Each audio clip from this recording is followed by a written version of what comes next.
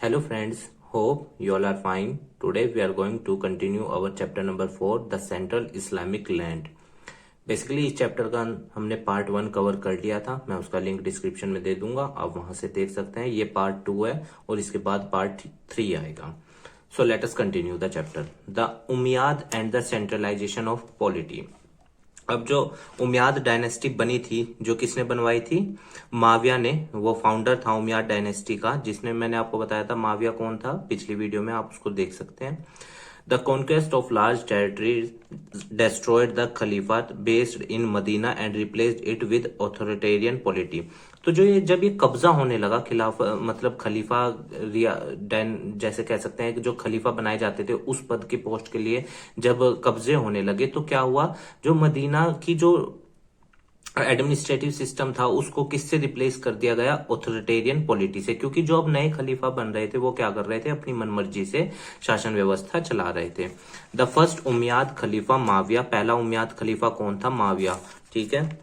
moved his capital to Damascus and adopted the court and administrative institution of the Byzantine Empire। तो इसने, माविया ने क्या किया था? अपनी कैपिटल पहले डेमेस्कस बनाई और इसने अपना कोर्ट और एडमिनिस्ट्रेटिव व्यवस्था को कहाँ मतलब शिफ्ट कर दिया? byzantine एम्पायर में, ठीक है। The Umayyad state was not directly based on Islam but on statecraft and the loyalty of Syrian troops। तो ये उमैयाद जो डायनेस्टी थी ये इस्लाम के ऊपर, इस्लाम रिलीजन की आइडियोलॉजी पे बेस्ड नहीं थी, पर उस तरह की शासन कला या वफादारी जो इस्लामिक रिलीजन में है उस पे बेस्ड थी ये। सीरियन ट्रूप्स, ठीक है ना, सैन्य दल जैसी व्यवस्था जो भी थी उस तरह से, मतलब कह सकते हैं उसकी एक कॉपी बनाई थी इन्होंने, उमैयाद ने, माविया ने। There were Christians advisor in the administration. और इस उमैयाद डायनेस्टी में कौन थे? क्रिश्चियन एडवाइजर्स थे, एज वेल एज पारसी भी थे, ठीक है ना, एंड ब्यूरोक्रेट्स भी थे, अधिकारी भी थे इसमें। पर जबकि अगर आप इससे पिछली वाली वीडियो देखोगे उसमें हमने देखा था कि इनके क्रिश्चियंस और ये जो पारसी थे इनके काफिलों पे क्या छापेमारी की जाती थी। पर इसने उमैयाद में, माविया ने क्या किया? इन सबको अपनी कोर्ट के अंदर एडवाइजर्स या बड़ी बड़ी पोस्ट पे रखा। तो बताओ ये फिर ये इस्लामिक उसके हिसाब से थोड़ी चल रहा है, ये तो अलग हो गया एक तरह से। He also introduced hereditary succession and persuaded that Muslim to accept his son as his heir। तो इसने क्या किया? हेरिडेटरी सक्सेशन, मतलब अगर मैं राजा हूं तो मेरा बच्चा राजा बनेगा, ये वाला सिस्टम इसने इंट्रोड्यूस किया। और इसने लोगों से कहा, मुस्लिम से कहा कि तुम लोग मेरे बच्चे को एक्सेप्ट करो, मतलब जो मेरे बाद होगा। The Umayyad always appealed for unity and suppressed rebellion in the name of Islam। जो उमैयाद थे, उमैयाद डायनेस्टी का जो शासक थे, वो ये हमेशा यूनिटी की बात करता था और मतलब जो लोग उसके खिलाफ बोलते थे, जब वो गलत करता था तो वो उस विद्रोह को दबाने की कोशिश करता था, कहता था कि ये इस्लाम के खिलाफ है।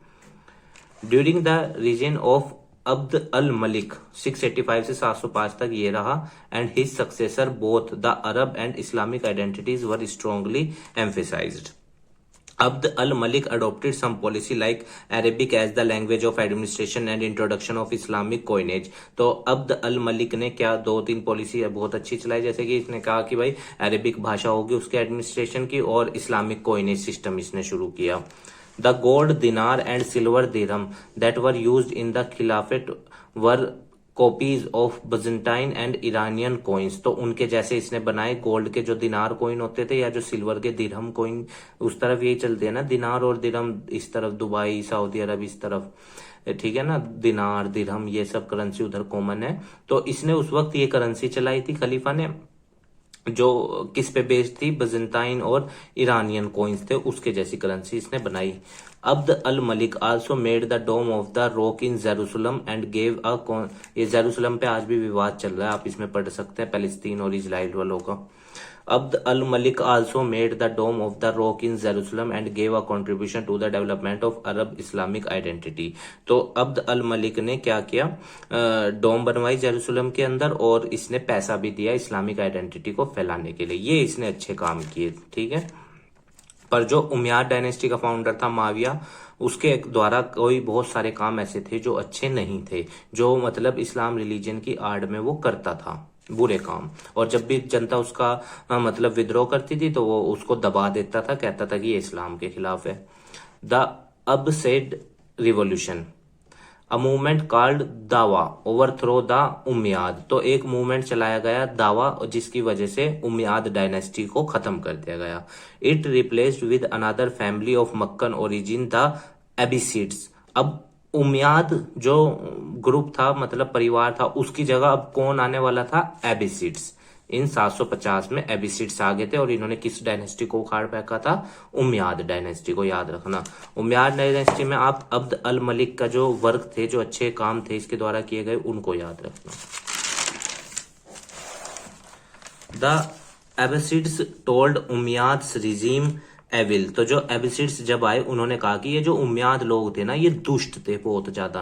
And promised a restoration the origin Islam of the profit. और इन्होंने ये कहा एबिसिड्स ने कि हम दोबारा से रिस्टोर करेंगे सारी व्यवस्था को, और जो prophet Muhammad peace be upon him उनके द्वारा इस्लाम फैलाया गया था, हम उस इस्लाम को दोबारा से लेकर आएंगे। मतलब ये माविया ने खत्म कर दिया था ना।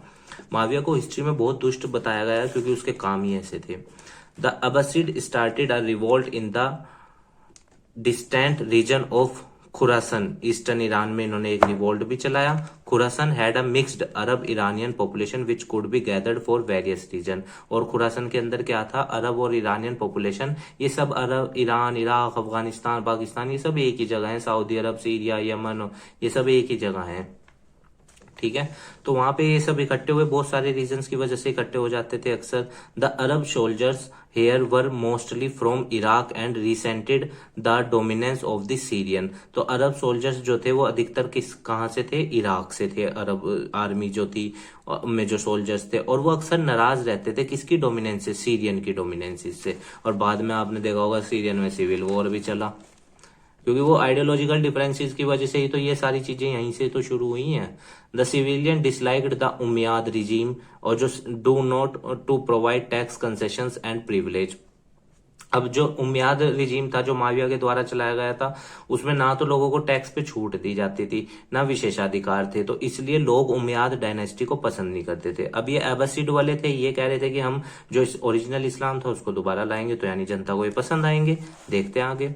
The Abbasids, descendant of Abbas, the prophet's uncle, got the support of the various descendant group and promised that a Messian Mahdi from the family of the prophet Ahle Bayt would liberate them from the oppressive उम्मियाद regime। तो अब्बासिड्स ने कहा कि भाई हम descendant हैं, ठीक है, किसके? अब्बास के, यानी प्रॉफिट जो प्रॉफिट मोहम्मद थे उनके अंकल के। और इन्हें सपोर्ट भी मिला बहुत सारे असहमत लोगों का, जो उम्मियाद डायनेस्टी से असहमत थे, ठीक है ना। और इन्होंने प्रॉमिस भी किया कि मेसान यानी मेहदी, ठीक है ना, अलैहिस्सलाम, from the family of prophet peace be upon him, अहले बैत। ठीक है, मैंने आपको बताया था अहले बैत में बेसिकली हम किसको इंक्लूड करते हैं? Prophet Muhammad peace be upon him, उनकी फैमिली को।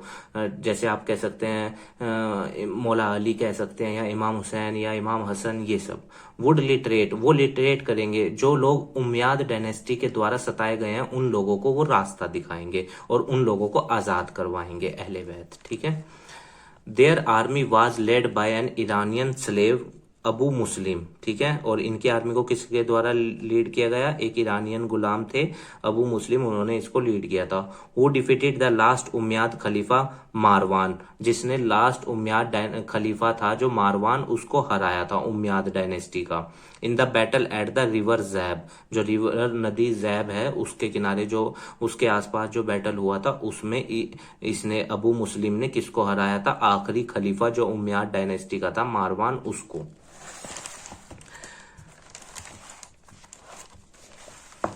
Under Abbasids rule Arab influence declined while the importance of Iranian culture increase. क्योंकि जो आप जानते हो अरब सोल्जर्स थे, हमने पढ़ा ना, वो अधिकतर इरानियन थे, तो अरब इन्फ्लुएंस घटता चला गया और इरानियन कल्चर क्या होता चला गया? बढ़ता चला गया। The Abbasids establish their capital eight Baghdad. तो अब्बासिद ने अपनी कैपिटल को कहाँ स्थापित किया? ये उम्मियाद के बाद की डायनेस्टी है, ये भी याद रखना आप। इन्होंने अपनी कैपिटल कैसे बनाई? बगदाद को। The army and bureaucracy were reorganized on a non-tribal basis to ensure equal participation। और नॉन ट्राइबल मतलब कबीले के हिसाब से रिक्रूटमेंट नहीं होगा और हर कोई इक्वली पार्टिसिपेट कर सकता है आर्मी और ब्यूरोक्रेसी के अंदर। ये बढ़िया व्यवस्था थी, इक्वालिटी को प्रमोट कर रहा है। The Abbasids rulers strengthen the religious status and function of the खलीफा, और इन्होंने जो रिलीजियस स्टेटस था खलीफा का या उसके जो कार्य थे उसको मजबूत किया। मतलब अच्छे खलीफा या जनता के हित में काम करने वाली व्यवस्था को ये लाए। They had to maintain the imperial architecture and ceremonial of the Umayyad, ठीक है। और जो उम्मियाद डायनेस्टी के सारे मतलब उल्टे काम थे उन सबको ठीक किसने किया? अब्बासिड्स वालों ने। Breakup of the Khalifa and the rise of सल्तनत। अब खलीफत कब खत्म हुई और सल्तनत का उजागर, अब हम वो पढ़ेंगे। तो अब अब्बासिड का एंड पढ़ते हैं। पहले उम्मियाद को किसने उखाड़ा? अब्बासिड ने। अब अब्बासिड के अंत की बात करते हैं। The Abbasid state become weaker from 9th century के बाद ये वीक मतलब कमजोर पड़ना शुरू हो गया because Baghdad control over the distance province declined. क्योंकि आप जानते हो जैसे जैसे वक्त बदलता है नॉन ट्राइबल्स या काफिले भी जो होते थे वो भी धीरे धीरे ताकतवर होने लगे। तो जो इनके अब्बासिड वालों के हाथ में जो कंट्रोल में जो टेरिटरी थी वो धीरे धीरे क्या होने लग गई? लूज होने लग गई, मतलब खत्म होने लग गई। In 810 a civil war started between supporter of Amin and Momin। इनके बीच के जो सपोर्टर थे इनमें विवाद शुरू हो गया। Son of the khalifa Harun al Rashid and created a new power group of Turkish slave officers Mamluk. और इन्होंने आपस में लड़के क्या किया? अलग अलग मतलब एक नया ग्रुप बना लिया तुर्क स्लेव्स का, ऑफिसर्स का, जिसको क्या कहा गया? ममलूक। तुर्क भी बहुत अच्छे लड़ाके होते हैं। अगर आप तुर्कों के बारे में समझना चाहते हैं तो अर्तुगरुल गाजी शो है यूट्यूब पर, उसको देख सकते हैं। तो तुर्कों की पावर या उनका ओटोमन एम्पायर जो उस्मानिया सल्तनत उनके द्वारा स्थापित की गई थी अर्तुगरुल गाजी के, आप वो भी देख सकते हैं उसमें। शीशिम न्यू ग्रुप, अब ये भी एक नया ग्रुप बना शाइशिम। अगर मैं इसका प्रोनाउंसिएशन गलत कर रहा हूं तो उसके लिए सॉरी, पर स्पेलिंग यही है, ठीक है। New group once again completed with, तो दो ग्रुप बन गए, एक तो तुर्क स्लेव ऑफिसर्स का ममलूक और दूसरा ग्रुप शेसिम, ठीक है। जिसे आप कह सकते हो एक तरह से शिया टाइप कह सकते हो, वो वाला सुन्नी वाला एबिसिड पीपल, ऑर्थोडॉक्सी रूढ़िवादी थी for powers.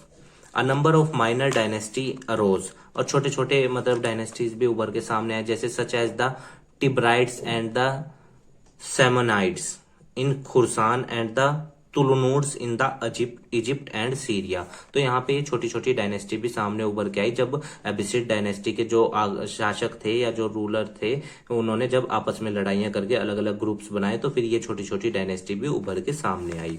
In 1945 the Buyids a Shiite clan from the Caspian region of Iran captured Baghdad and Abbasids lost all their territories। अब एबिसिड यहाँ खत्म हो जाएगा, क्यों? क्योंकि उसकी टेरिटरीज अब चली गई और उसकी कैपिटल पे भी कब्जा कर लिया किसने? शिट्स ने। शीट्स SHIITE क्लॉन इनका था काफिला। तो इन्होंने बुआइड रूलर्स को स्थापना करी। लेटर सी इन्होंने बुआइड रूलर्स ने क्या किया? द बुआइड रूलर्स, जिन्हें बेसिकली शिया कहा जाता है, एज्यूम्ड वेरियस टाइटल्स लाइक शहनशाह, kings of king, but not that of खलीफा। इन्होंने खलीफा की जगह शहनशाह शब्द को यूज किया, किंग्स ऑफ किंग, राजाओं का राजा। The decision not to abolish the खिलाफत वाज अ श्रूड, और इन्होंने खिलाफत को मतलब खलीफा को जो बनाए जाते थे उसको खत्म नहीं किया। ये एक समझदार पूर्ण इनका डिसीजन था, क्योंकि अनादर शियट डायनेस्टी मतलब Shia dynasty the Fatimids had ambition to rule the Islamic world. तो जो एक दूसरी शियट डायनेस्टी थी जिसका नाम क्या था? द फातिमिड्स, ये भी रूल करना चाहते थे इस्लामिक वर्ल्ड को, ठीक है। The Fatimids belong to the Ismaili and the claim to be the descendant from the prophet's daughter. आप जानते हो prophet Muhammad peace be upon him, उनकी डॉटर जो थी उनका नाम क्या था? फातिमा बीवी ज़हरा अलैहिस्सलाम। तो जो उनके फॉलोवर्स थे, उनके मानने वाले थे, उन्होंने अपना ग्रुप बनाया था और उस ग्रुप को क्या कहा जाता था? Fatimids. And hence the main rightful rulers of Islam, और ये कहते थे कि हमारा हक है मतलब इस्लाम को रूल करना या उसको फैलाना या उसके शासक बनना। क्यों? क्योंकि हम उनके वंशज हैं, ये ऐसा कहते थे कि हम उनके फॉलोवर्स हैं। From their base in the north Africa they conquered Egypt in 1969। इनका बेस कहाँ पे था? फातिमिड्स वालों का नॉर्थ अफ्रीका में, और इन्होंने इजिप्ट को कब्जा कब किया? 1969 में इजिप्ट जीत लिया एंड एस्टैब्लिश्ड द फातिमिड खिलाफत, और इन्होंने वहां पे फातिमिड खिलाफत मतलब फातिमिड खलीफाओं की स्थापना करी। The old capital of Egypt Fustat was replaced by a new city काहिरा, जिसे आज हम कैरो कहते हैं। तो फुस्तात पहली कैपिटल थी इजिप्ट की, उसे बदल के काहिरा कर दिया गया, कैरो मतलब। Between 950 and 1200 Islamic society was held together peacefully. 950 से लेके 1200 तक तो शांतिपूर्वक सब चीजें चलती रही। By common and economic cultural pattern, यही सब चीजें फॉलो होती रही। Political division were maintain to hold unity by the separation between state and society and develop Persian as a language of Islamic culture. और फारसी भाषा इस्लामिक कल्चर की एक इंपॉर्टेंट भाषा के रूप में उभर के सामने आई। और जो बेसिकली पॉलिटिकल डिविजन्स किए जाते थे वो किस लिए किए जाते थे, ताकि समाज के अंदर शांति बनी रहे। ये एक अच्छी चीज है। आप इंडिया के अंदर भी देख लो, आप पॉलिटिकल डिविजन्स हैं, जैसे केंद्र सरकार अलग अलग है, राज्य सरकार अलग है, पंचायती व्यवस्था अलग है, म्युनिसिपल कॉर्पोरेशन पे गवर्नमेंट लेवल अलग है। तो ये सब किस लिए किया जाता है, ताकि सुचारू रूप से चीजों को चलाया जा सके और डेवलपमेंट किया जा सके। Scholars, artist and merchants moved freely. अब इस्लाम इस वाले इनके राज में बुयाद रूलर्स में, मतलब जो शिया रूलर्स थे उनके राज में व्यापारियों को मतलब छूट थी। स्कॉल मतलब सब लोग एक लिबरल लाइफ जी सकते थे, ठीक है ना, सेंट्रल इस्लामिक लैंड में। And circulate their ideas and manner, और वो फ्री थे मतलब अपने आइडियाज और अपने आइडियोलॉजी को फैलाने के लिए। ये भी एक अच्छी चीज है। The Muslim population increase by 10% in this period, और इस पीरियड्स में मुस्लिम पॉपुलेशन मतलब 10% से ज्यादा से बढ़ी। क्यों? क्योंकि दूसरे लोगों ने देखा कि हाँ भाई इस्लाम तो अच्छा रिलीजन है, इसको फॉलो अप करना चाहिए, यहाँ फ्रीडम है, यहाँ आज़ादी है, यहाँ सबको इक्वल ट्रीट किया जाता है, ये अच्छी चीज़ थी। पर जो अगर हम इस उसकी बात करें माविया वली की, उमैयद की, तो वहां पे ये सब चीज़ें नहीं थी। ये चीज़ें कब हुई, जब बुआइद रूलर्स आए। और इसकी शुरुआत कहाँ से हो गई थी, एबसिड रूलर्स से। उन्होंने इसका मतलब एक कह सकते हैं आप बीज बोया इक्वालिटी का, इन सब चीज़ों का, और बुआइद रूलर्स ने उसको मतलब शिया रूलर्स ने उसको आगे फैलाया, जो कि अच्छी चीज़ थी। तुर्किश सल्तनत, तुर्क लोग, उस्मानिया सल्तनत, ओटोमन एम्पायर, वो उसकी बात करेगा लगभग यहाँ पे। A third ethnic group except Arab and Iranian के अलावा एक और ग्रुप उभर के सामने आया, जिसे तुर्क कहा जाता है, मतलब टर्की के। तुर्किश सल्तनत in the 10th and 11th century में ये सामने आए। द तुर्क वर नोमेडिक ट्राइब्स, चलवासी ट्राइब्स थे, मतलब ये इधर से उधर ट्रैवल करते रहते थे, ठीक है। फ्रॉम द सेंट्रल एशियन, जिसने भी आप में से अर्तुरुल गाजी को देखा होगा, उसमें देखा होगा आप लोगों ने कि वो अपने कबीले को इधर से उधर मतलब ले जाते थे एक टाइम पीरियड के बाद, ठीक है ना, जहां पे भी मतलब उनके मवेशी अच्छे से चर सकें या उनको सारे संसाधन मिल सकें। तो वही उसी ट्राइब की बात कर रहा है, नोमैडिक ट्राइब्स की। देवर स्किल्ड राइडर, घुड़सवार बढ़िया होते थे, और वॉरियर्स होते थे, योद्धा होते थे, आपने अर्तुरुल गाजी शो में देखा होगा। एंटर्ड द एबिसिड्स, और इन्होंने कहां पे मतलब अपनी एंट्री की, एबिसिड्स में। Samanid and Buyid administrations as slave and soldiers rising to high position on account of their loyalty and military abilities. और इन डायनेस्टी में, इन रूलर्स में तुर्क लोगों को अच्छे ओहदे मिलने लगे। क्यों? क्योंकि तुर्क लोग ईमानदार थे और मतलब अच्छी तरह अपनी जिम्मेदारियों को निभाते थे। अब जो दूसरी सल्तनत थी वो थी द गजनविड सल्तनत। The Ghaznavid Sultanate was established by Alpizin in 961 and consolidated, इसने मजबूत किया इसको, किसने, महमूद ऑफ गजनवी, ठीक है, गजनी ने इसको 998 और 1030 तक इसको मजबूत किया, गजनविड सल्तनत को। Ghaznavids were a military dynasty with a profess army of Turks and Indians. One of the generals of Mahmud was an Indian named तिलक, और इनके गजनवी के एक जनरल का नाम तिलक भी था, जो एक इंडियन था। तो गजनवीड के मिलिट्री के अंदर बेसिकली तुर्क लोग थे और इंडियन लोग थे, और यही में वो महमूद गजनवी जिसने उसमें सोमनाथ मंदिर पे हमला किया था। Mahmud was the son of slave and was especially eager to receive the title of Sultan from the Khalifa. और महमूद जो था वो क्या था, एक स्लेव का सन था, ठीक है, याद रखना। तुर्क, इनका एक जनरल तुर्क था, वो उसकी बात कर रहा है, तो वो एक स्लेव का, दास का मतलब सन था, जो किस लिए उत्सुक था कि उसको सुल्तान का टाइटल मिले। The Seljuk Turks entered Turan as soldiers the armies of the Samanids and Karakhanids, non Muslim Turks, ठीक है, सल्जूक तुर्क्स आ गए अब यहाँ पे। They establish themselves as a powerful group under the leadership of two brother Tughril and Chaghri Beg, इन दोनों की रहनुमाई में इसने तो मतलब इसने सल्जूक तुर्क ने अपने आप को क्या बनाया, बहुत ज्यादा ताकतवर बनाया। After the death of Mahmud of Ghazni the Seljuks conquered Khurasan, Mahmud Ghazni के मरने के बाद इन्होंने सल्जूकों ने क्या किया, खुरासन पे कब्जा कर लिया 1037 में, and made Nishapur their first capital, और इन्होंने अपनी पहली कैपिटल किसे घोषित किया, निशापुर को। The Seljuk gave their attention to western Persia and Iraq, ruled by Buyidis, and in 1055 restored Baghdad to Sunni rule। और इन्होंने क्या किया, मतलब इन्होंने अपनी अटेंशन दी वेस्टर्न पर्शिया की तरफ, ईरान की तरफ। पुराना नाम ईरान का पर्शिया था, तो ईरान की तरफ और इराक की तरफ, जहाँ पे बुयद डायनेस्टी रूल करती थी, मतलब वो शिया रूलर्स थे जहाँ पे, और इन्होंने बगदाद में दोबारा से सुन्नी शासन को स्थापित किया। Economy, agriculture, urbanization and commerce की अगर अब हम बात करें कैसी व्यवस्था थी, तो एग्रीकल्चर सबसे पहले हम पढ़ेंगे। Agriculture was the main occupation of the settled population. अब उस टाइम फैक्ट्रियां तो थी नहीं, तो मेन काम क्या था, और लोग जो बुनाई का काम होता था या जो भी और अदर वर्क थे, वो लोग बहुत छोटे स्केल पे करते थे, तो खेती एक मेन ऑक्यूपेशन था। और इवन आज भी आप देख लो, इंडिया जैसी इकोनॉमी की अगर हम बात करें, यहाँ पे आज भी एग्रीकल्चर मेन ऑक्यूपेशन का सोर्स है। 43% पॉपुलेशन डायरेक्टली लगी हुई है और 61% डायरेक्टली और इनडायरेक्टली है, खेती पे depend. Land was owned by a big and small peasants and in some cases by the state. तो जो जमीन होती थी वो या तो देश की होती थी, या बड़े और छोटे मतलब जमींदार की होती थी, या छोटे छोटे मतलब पीजेंट्स की होती थी। The state owner collected tax on the behalf of state during the Sasanian and as well as Islamic period. तो इन दोनों शासन व्यवस्थाओं के वक्त जो स्टेट का ओनर होता था, मतलब भू संपत्ति ओनर जो होता था, वो टैक्स को क्या करता था, इकट्ठा करता था। Later cultivation was done in the pastoral land.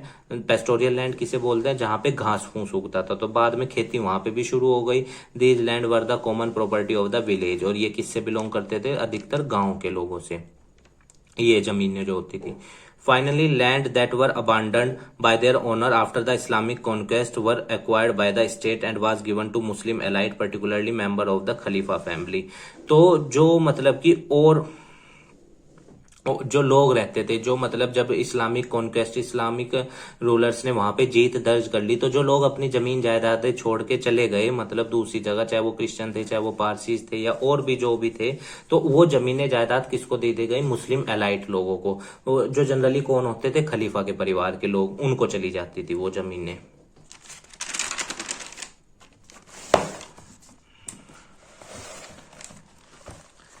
The state charged taxes खराज from the non Muslim peasants which varied from half to fifth of the produce. तो क्या होता था, जनरली जो नॉन मुस्लिम लोग होते थे उनसे खराज नाम का एक टैक्स लिया जाता था, जो भी खेती होती थी या जो भी और प्रोडक्शन होता था, 5वां हिस्सा जनरली था ये, ठीक है ना।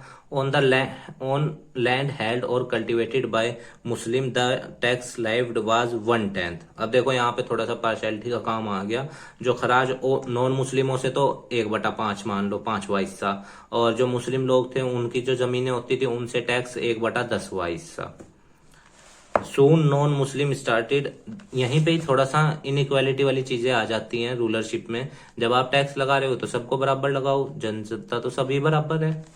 सून non Muslim started to convert to Islam. अब जो नॉन मुस्लिम थे वो इस्लाम में कन्वर्ट होने शुरू हो गए, क्यों, क्योंकि अब इस्लामिक लोगों पे टैक्स कम था, नॉन मुस्लिम पे ज्यादा था, तो इसलिए soon non Muslim started to convert to Islam to pay lower tax. This reduce the income of the state. अब इससे स्टेट की इनकम घटनी थी, क्यों, क्योंकि पहले जहां 5वां हिस्सा आ रहा था वहां 10वां हिस्सा आएगा, तो इससे स्टेट को नुकसान था। After this the Khalifa first stopped the conversion process. सबसे पहले तो फिर खलीफा को दिखा कि जब ये इतना ज्यादा नुकसान होने लग रहा, तो उसने सबसे पहले तो कन्वर्जन प्रोसेस को रोका। बाद में उसने टैक्सेशन पॉलिसी को सेम अपनाया, ठीक है। Later adopted a same policy of taxation. Later the state appointed officials, फिर बाद में ऑफिशियल्स को, रेवेन्यू ऑफिसर्स को अपॉइंट किया गया, जिनको इक्ताज कहा जाता था, ठीक है ना, जो खेती से टैक्स को इकट्ठा करते थे, मतलब रेवेन्यू ऑफिसर्स कह सकते हैं, जैसे अकबर के दरबार में थे टोडरमल, चेंज इन एग्रीकल्चर हम नेक्स्ट वीडियो में पार्ट 3 में कंटिन्यू रखेंगे। उम्मीद है पार्ट 2 में आपको चीजें समझ में आई होंगी, और अगर आपकी कोई क्वेरी है आप कमेंट बॉक्स में बताइएगा, मैं उसका आंसर देने की पूर्ण रूप से कोशिश करूंगा। और देखिए स्टूडेंट्स, सबसे पहले मैं आपसे क्षमा मांगता हूं अगर प्रोनाउंसिएशन की वजह से कोई चीज में से गलत बोली गई है तो उसके लिए क्षमा मांगता हूं, ठीक है। दूसरी चीज, देखिए मेरा कोई भी इंटेंशन नहीं है आपकी किसी भावना को हर्ट करने का। चीजें आपकी बुक में लिखी हुई है, मैंने जस्ट एक्सप्लेन करने की कोशिश की है। और अगर फिर भी आपकी कोई भावना मेरे द्वारा बोले गए शब्दों से हर्ट होती है तो मैं आपसे दिल से क्षमा मांगता हूँ, ठीक है। क्यों? क्योंकि मैं भी एक लर्नर ही हूँ, मैं भी चीजों को पढ़ के ही सीख रहा हूँ। और फिर ये थोड़ा सा दूसरे रिलीजन की चीजें हैं तो पढ़ने से ही नॉलेज बढ़ेगा मेरा भी, और जैसे जैसे मैं इस्लामिक हिस्ट्री को जानूंगा तभी मैं और ज्यादा ज्ञान पा पाऊंगा। तो अगर मेरे से द्वारा कोई ऐसा पॉइंट जिससे आपकी कोई भावना हर्ट हुई है तो स्टूडेंट्स और लर्नर्स, मैं आपसे क्षमा मांगता हूँ उसके लिए। बाकी उम्मीद है आपसे कि आप चीजों को लाइटली ही लेंगे और एज अ लर्नर ही लेंगे। और अगर आपको लगता है कि हाँ मैं कहीं पे गलत हूं तो आप कमेंट बॉक्स में बता दीजिए कि सर आपने यहाँ पे ये पॉइंट गलत बताया, आप इसको करेक्ट कर लीजिए। ताकि देखिए उससे दो फायदे होंगे, एक तो और बच्चों को भी मैं करेक्ट कर पाऊंगा आने वाली वीडियोज में, और दूसरा मेरी खुद की नॉलेज भी तो करेक्ट हो जाएगी। तो इसलिए बाकी आप स्वस्थ रहिए, और यही मेरी मनोकामना है। इस देश के लिए कुछ अच्छा कीजिए, ईमानदारी से मेहनत कीजिए और इस देश के आगे बढ़ाइए, और खुद को भी मतलब इस सोसाइटी में अपनी जगह बनाइए, ठीक है। और आखिरी रिक्वेस्ट, वीडियो को लाइक कर दीजिएगा अगर आपको अच्छी लगी, और अपने दोस्तों के साथ चैनल को शेयर कर दीजिएगा और सब्सक्राइब भी कर दीजिएगा चैनल को, ठीक है स्टूडेंट्स। धन्यवाद, स्वस्थ रहिए, खूब नाम कमाइए।